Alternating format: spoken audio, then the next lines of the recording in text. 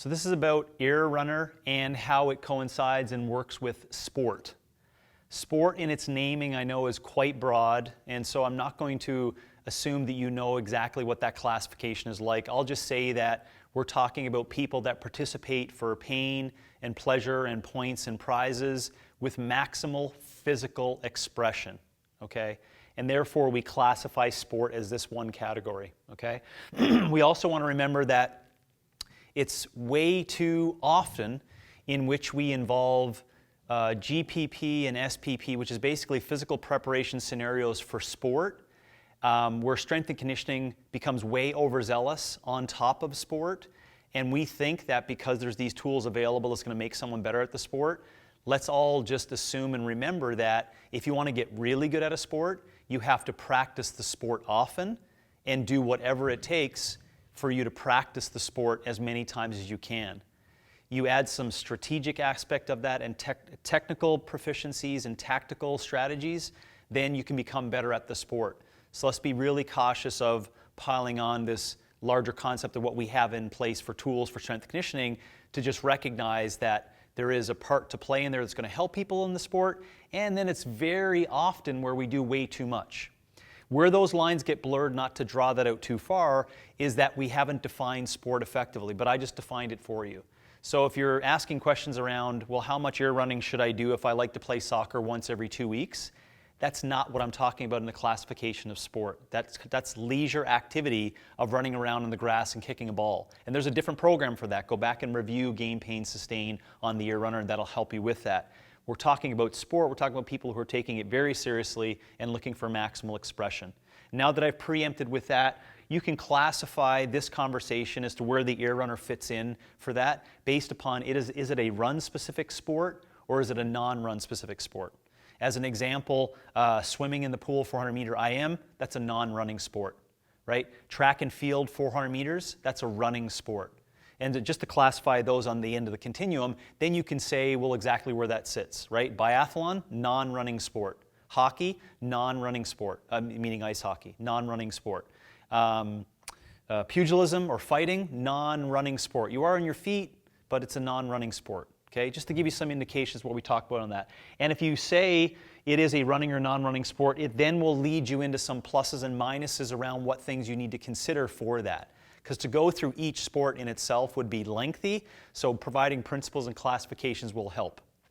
If it's in a running sport, remember that the practice of ear running for a running sport, you want to be very careful that you do not have any technical confusion, which means that you want to make sure that any of the running that you do here on the AirRunner doesn't have any impact on changing up what's important for them for technical practice if they are running.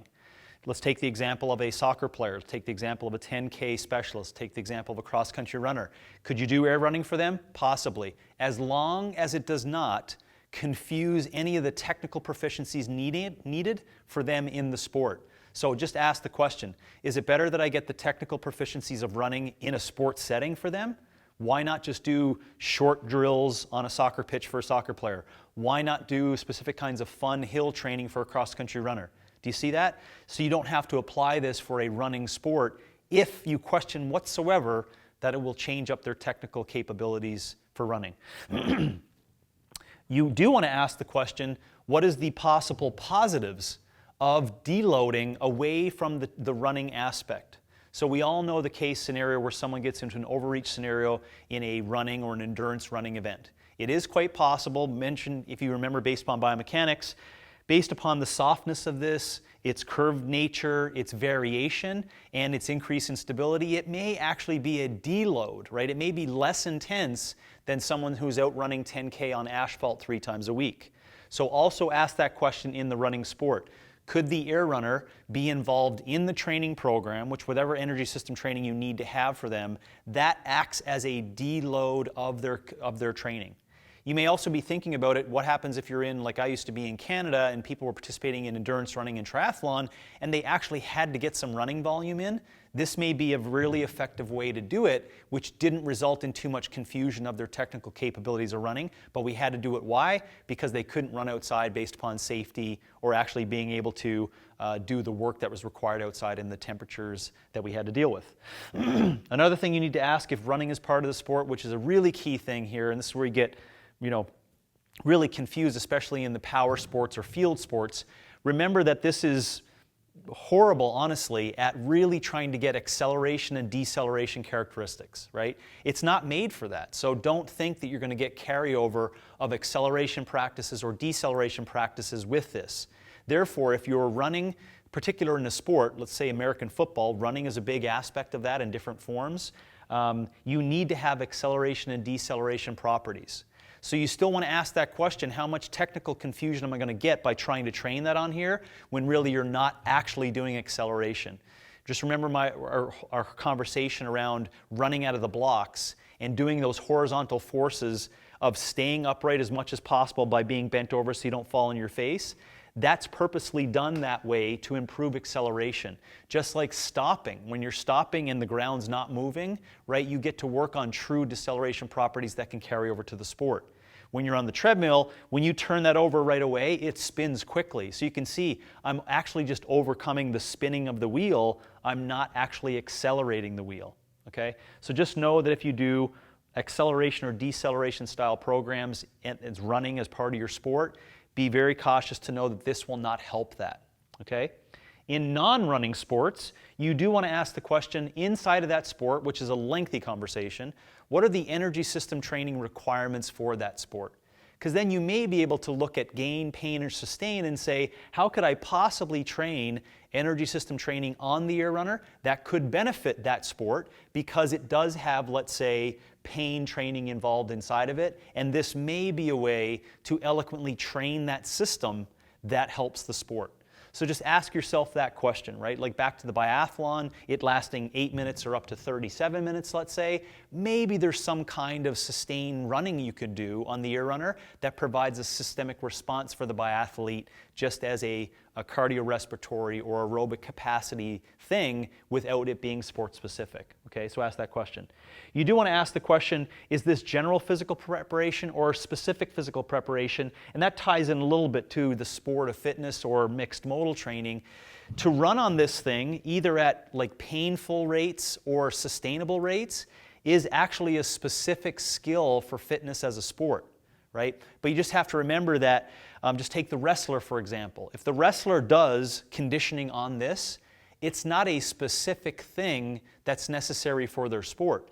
So it could be used as general physical preparation and not specific physical preparation, right? And then it starts to get blurred lines when you're talking about someone who's running 800 meters or a mile or running cross country for 5K. You could get some specific carryover of training on this. But you can see when they show up on the race day, there's not 800 treadmills lined up and everyone's trying to run as fast as possible, right? They're all going out on the same course doing something that's alarmingly different than what's on the AirRunner. So you just need to ask that question, is this general physical preparation or is this specific physical preparation? And the only actual sport that needs specific physical preparation is mixed modal. It's the only one that needs it. Well, there probably is some other ones that are classified as sports, and excuse me if I'm wrong on that, but there's not very many, right? So if you want to be a world champion in mixed modal, you have to be great on this specific skill. Not only being outside, but you need to be great on this specific skill. And there's a lot of sports that are not that way, therefore you're going to put this in the classification of general physical preparation for that sport. And then lastly, you want to say to yourself, especially with energy system training for the non-run sport, is this providing a challenge for people that ultimately results in growth of either the skill of running, hip separation, posture, because you could be doing this for a bunch of different reasons, variability, etc., or is it providing just fatigue? Is it such a new thing for them that they have to overcome all these things to learn how to do it that makes them more tired? That essentially pulls them away from what? Practicing the sport as much as possible.